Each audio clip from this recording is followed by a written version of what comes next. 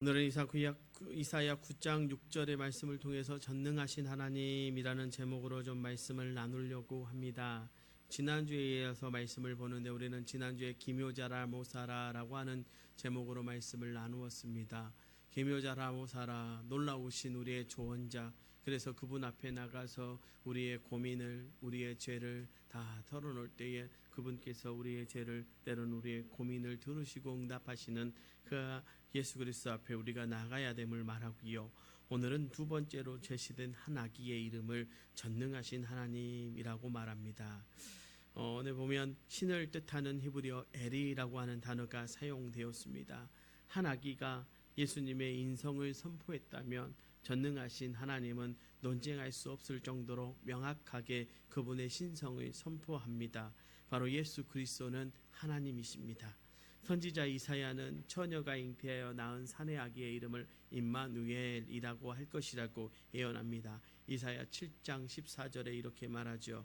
그러므로 주께서 친히 징조를 너희에게 주실 것이라. 보라, 처녀가 잉태하여 아들을 낳을 것이요 그의 이름을 임마누엘이라 하리라.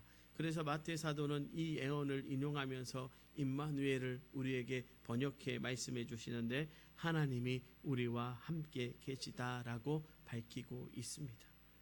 처녀 마리아에게서 태어난 예수 그리스도가 곧 우리와 함께 계신 임마누, 그리고 엘, 하나님이십니다. 그것도 전능하신 하나님이십니다. 영어 성경으로 전능하다라고 하는 말이 mighty라고 하는 단어를 사용하는데 힘센, 강력한 이라는 뜻을 가지고 있습니다. 예수 그리스도가 얼마나 강력하신가, 얼마나 전능하신가, 히브리서 기자는 이렇게 우리에게 말씀해 주는데, 히브리서 1장 2절 하반절로 3절의 말씀입니다. 이 아들을 만유의 상속자로 세우시고 또 그로 말미암아 모든 세계를 지으셨느니라. 이는 하나님의 영광의 강체시요 그 본체의 형상이시라. 그의 능력의 말씀으로 만물을 붙드시며 죄를 정결하게 하는 일을 하시고 높은 곳에 계신 지극히 크신 이의 우편에 앉으셨느니라. 또한 여러 성경에서 예수님의 이 전능하심을 표현하는데 그 말씀 내용들을 보면 이렇습니다. 예수님은 만물을 지으셨고 그 만물을 소유하십니다. 본질적으로는 하나님의 영광을 가지셨고 그 본체가 드러나는 형상이십니다. 말씀의 능력으로 만물을 붙들고 계십니다. 지금 만물이 정상 궤도 안에서 안정적으로 운행되는 것은 모두 그분의 능력에 달린 것입니다. 아무도 할 수 없는 죄사함의 권세가 그분께 있습니다. 지극히 크신 하나님이 다스리고 계신 보좌 우편에 앉으신 분이 바로 우리가 만나고 기다리고 있는 예수 그리스도이십니다. 예수님은 아무런 힘없는 아기의 모습으로 완벽한 인성을 입으셨지만 동시에 그분은 완벽한 신성을 가진 분이셨습니다. 다만 그것이 가려졌을 뿐입니다. 그 모습을 빌립보서 2장 6절로 8절은 우리에게 이렇게 해석합니다. 그는 근본 하나님과 본체시나 하나님과 동등됨을 취할 것으로 여기지 아니하시고 오히려 자기를 비어 종의 형체를 가지사 사람들과 같이 되셨고 사람의 모양으로 나타나사 자기를 낮추시고 죽기까지 복종하셨으니 곧 십자가에 죽으심이라. 그렇습니다. 그분은 하나님과 본래는 본체, 같은 본체입니다. 하나님과 그런데 동등됨을 취할 것으로 여기지 않으셨고 자기를 비우셔서 종의 형체를 가지셨습니다. 사람들과 같은 모양으로 나타나셨습니다. 자기를 낮추셨습니다. 그리고 죽기까지 복종하셨습니다. 그것이 예수님입니다. 그 한 아기가 전능하신 하나님이라는, 우리가 생각할 때는 이 모순처럼 보이는 이 사실은 기독교 교리 가운데 가장 독특하고 오묘하며 놀라운 진리 중에 하나라는 사실입니다. 그럼 당시의 사람들은 어떻게 보았을까? 마태복음 13장 55절로 56절에 보니까요, 예수님을 향해서 그들이 이렇게 말합니다. 이는 그 목수의 아들이 아니냐? 그 어머니는 마리아, 그 형제들은 야고보, 요셉, 시몬, 유다라 하지 않느냐? 그 너희들은 다 우리와 함께 있지 아니하냐? 그런즉 이 사람의 이 모든 것이 어디서 났느냐 하고, 그들은 예수님을 단순히 요셉의 아들로 보고 당연히 사람의 아들이라 여겼습니다. 그렇지만 예수님은 완벽한 인성을 가지고 전능하신 하나님의 신성을 보여주셨습니다. 하나님의 신성을 보여주셨기에 예수님은 어떻습니까? 온갖 병자들을 위에 손을 얹으시면 고쳐졌습니다. 그 광경을 목도한 많은 이들이 뭐라고 말하냐면 그가 하시는 모든 영광스러운 일을 기뻐하였다라고 성경은 기록하고 있습니다. 여러 사람에게서 귀신을 쫓아내셨습니다. 쫓아나가는 귀신들이 이렇게 고백합니다. 누가복음 4장 41절의 말씀에 보니까요, 당신은 하나님의 아들이니이다. 제사하는 권세를 중풍병자를 고치시며 보여주셨습니다. 내 죄를 사하였다라고 선포해 주셨죠. 바리새인과 서기관들이 오직 하나님 외에 누가 능히 죄를 사하겠냐고 반문했지만 그분은 전능하심으로 바로 그 하나님이심을 우리에게 입증해 주셨습니다.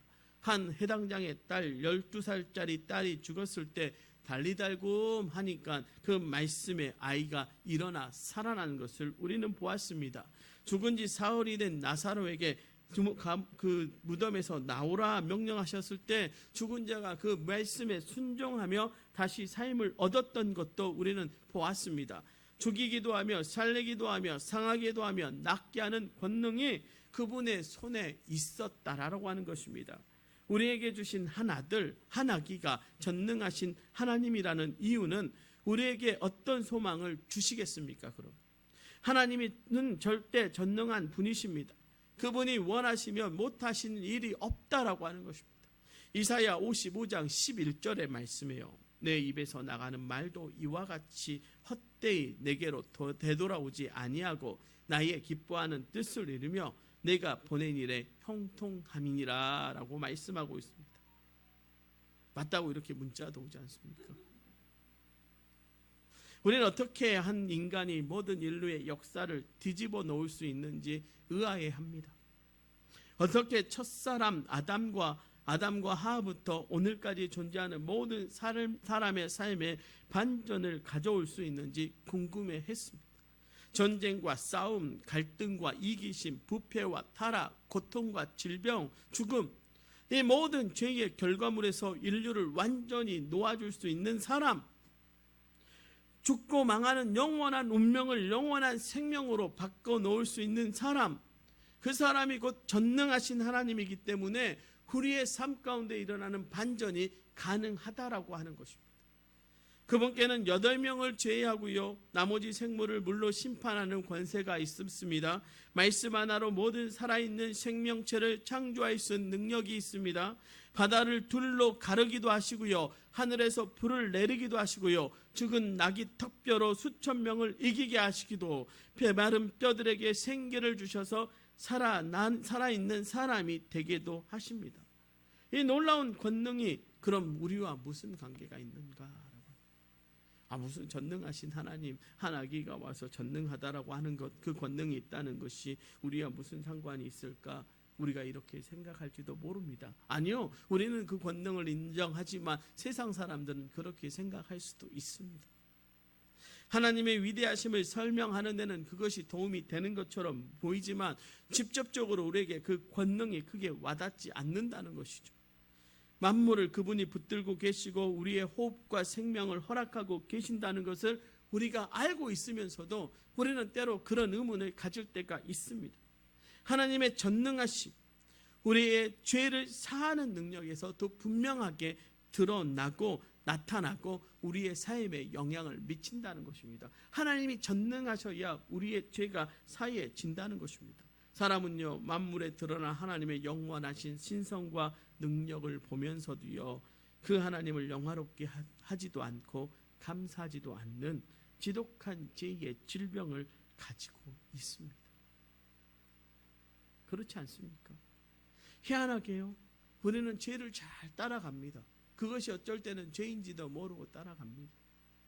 그럼에도 불구하고요, 하나님께서는요, 우리가 죄로 물들어 완악한 마음을 부드러운 마음으로 바꿔주십니다. 하나님의 영을 그 안에 두셔서요, 하나님의 율례를 따르고 지키고 행할 수 있게 하셨습니다. 마음에 때로는 소원을 두고 행하게 하셨습니다. 그래서 하나님과 백성의 관계를 맺으셨습니다. 이것이 하나님의 방식이죠. 이 일을 위해서 전능하신 하나님 예수 그리스도께서 한 아기가 되어서 이 땅에 오셨다라고 하는 것이죠. 여러분, 우리만 기다린다고 우리는 생각합니다. 제가 한 주간 기다림이라고 하는 걸 가지고 묵상했습니다. 전능하신 하나님과 함께 기다림을 묵상했습니다. 기다림이 뭔가라고 하는 것이죠. 기다림을 우리만 기다리는가? 하나님은 안 기다리셨나라고 하는 거예요. 여러분, 구약의 하나님은 기다림의 하나님이 아니십니까? 끊임없이 백성들이 돌아오기를 기다리셨습니다. 기다려도 돌아오지 않으니까 어떻게 하셔요? 한 아기를 우리에게 보내셨죠. 그 아기가 전능하신 하나님이라는 것입니다. 그분은 하나님의 기다림의 그 사랑, 우리를 돌아오라고 말씀하시는 그 사랑의 최절정으로 보여주신 것이 바로 전능하신 하나님이 이 땅 가운데 우리의 모습으로 오신 사건이라고 하는 것을 우리는 잊어서는 안 된다고 하는 것이죠. 우리만 기다리고 있는 것이 아닙니다. 대림절은요, 사실은 기다리셨던 하나님이 우리에게 그 기다림의 표현을 극대화하셔서 보여주신 사건이라 할 수 있는 것입니다. 여러분, 기억하십시오. 모든 인류의 죄값을 가지고 물과 피를 다 쏟으시고 그분이 십자가에서 쏟으신 그 사건, 물과 피를 다 쏟아내신 그 사건은 단순히 그냥 그분이 우리에게 그렇게 하겠다라고 표현하신 언약을 이룬 것만 아니라 그분이 전능하신 하나님으로서 이 땅 가운데 오셔서 우리의 죄를 모든 것을 책임지시겠다라고 하는 하나님의 분명한 뜻임을 우리는 기억하고 또 거기에 은혜임을 감사해야 할 줄로 믿습니다. 여러분, 죄인이 죄인을 위해 죽을 수 없지 않습니까? 그분은 전능하신 하나님으로 죄가 전혀 없으시기 때문에 십자가를 질 수 있었던 것입니다. 사람이 모든 인류의 죄값을 다 치를 수 없습니다. 전능하신 하나님이시기 때문에 모든 인류의 죄를 지실 수 있었다라고 하는 것입니다. 바로 모든 사람에게 소망이 있는 이유, 죄가 가득한 이 세상에서 완벽한 반전이 있는 이유가 바로 여기에 있다라고 하는 것이죠. 바로 전능하신 하나님 예수 그리스도를 영접한 이들은 사망에서 생명으로 옮기시는 권세가 그분께 있었기 때문입니다. 그리고 영광스럽고 완벽한 공의와 정의가 세워진 나라를 전능하신 하나님께서 세우실 것이기 때문입니다. 그래서 요한은 이렇게 담대하게 우리에게 선포합니다. 요한일서 5장 12절로 13절에요. 아들이 있는 자에게는 생명이 있고 아들이 없는 자에게는 생명이 없느니라. 내가 하나님의 아들의 이름을 믿는 너희에게 이것을 쓰는 것은 너희로 하여금 너희에게 영생이 있음을 알게 하려 함이라. 전능하신 하나님만이 우리에게 생명을 줄 수 있다라고 하는 것이죠. 그리고 그 생명을 주시는 분이 한 아들이셨던 예수님이라는 거예요. 요한은 우리에게 이렇게 말합니다. 너희가 안에 예수가 있을 때 너희에게 생명이 있다라고. 사랑하는 성도 여러분, 여러분 안에 전능하신 하나님, 전능하신 예수 그리스도가 여러분 안에 거하고 계십니까? 그렇다면 여러분은 생명이 있는 분이십니다. 예수 그리스도가 여러분 안에 있으면 여러분은 영생의 그 능력을 가지신 분들이라고 하는 것입니다. 그러면 우리는 어떻게 할 것인가라고 하는 것이죠. 우리는요, 전능하신 예수 그리스도를 영접해야 합니다. 오직 예수께서 당신의 여러분의 삶을 주관할 권세가 있음을 고백해야 합니다. 여러분은 이분을 거절할 선택할 자유가 있지만 그 선택의 결과에서 결코 자유롭지 못함을 우리는 기억해야. 쉽게 말하면 이거예요. 우리가 전능하신 예수 그리스도를 우리의 권세자로 모시지 않으면 그 결과는 우리가 책임지는 것입니다. 거부할 수 있죠. 그래서 구별되는 거 아니겠습니까?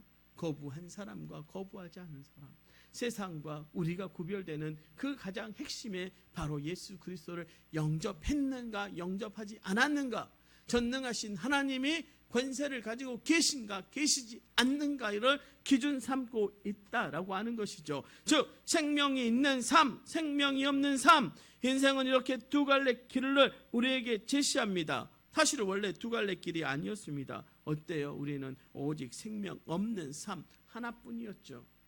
우리는 영원히 죽을 수밖에 없는 그런 존재이고 영원한 죽음 속으로 우리는 날마다 걸어갔던 그런 존재들 아닙니까? 여러분, 우리의 모습을 예수를 만나기 이전에 우리의 모습을 한번 돌아보십시오. 하나님을 거역하는 순간부터 지금까지 인류가 택할 수 있는 유일한 삶이 생명이 없는 삶이었다라고 하는 것입니다. 자기 스스로 벗어날 수 없는 파멸의 운명을 우리 모두가 타고 태어났습니다. 어떻게 우리에게 생명 있는 삶이 주어진 것입니까? 어떻게 영원한 생명이 우리가 택할 수 있는 길이 된 것인가? 그 길을 내신 분이 누구십니까? 그 길을 창조하신 권능이 누구에게 있습니까? 정답은 하나뿐입니다. 우리에게 정답은 하나입니다. 바로 예수 그리스도. 사람으로 이 땅에 나신 하나님, 동시에 만물을 주관하신 전능하신 하나님 예수 그리스도가 우리에게 주신 바 된 것입니다. 여러분, 예수를 소유한 여러분이 생명이 있는 귀한 하나님의 백성들 아닙니까? 여러분, 전능하신 하나님이 내 삶의 주권자임을 고백하는 여러분이 생명을 얻은 사람들, 바로 예수를 얻은 사람들, 그래서 그분이 우리의 길과 진리와 생명 되어 주셨다는 사실. 여러분, 이것이 은혜이고 우리에게 축복 아닙니까? 그런데 왜 우리는 다른 축복을 막 쫓아가려고 애를 쓸까? 예수면 되잖아요. 예수면 됩니다. 그러죠? 정답이신 예수가 여러분의 삶의 답이면 되죠. 정답이신 예수가 여러분의 삶의 권세자이면 되죠. 여러분, 그 전능하신 하나님이 여러분의 삶을 지배하면 그걸로 우리는 복된 인생 아닙니까? 그거면 족하죠. 예수가 답이면 족합니다. 답이 예수면 족합니다. 여러분, 어떤 사람이 은혜를 받습니까?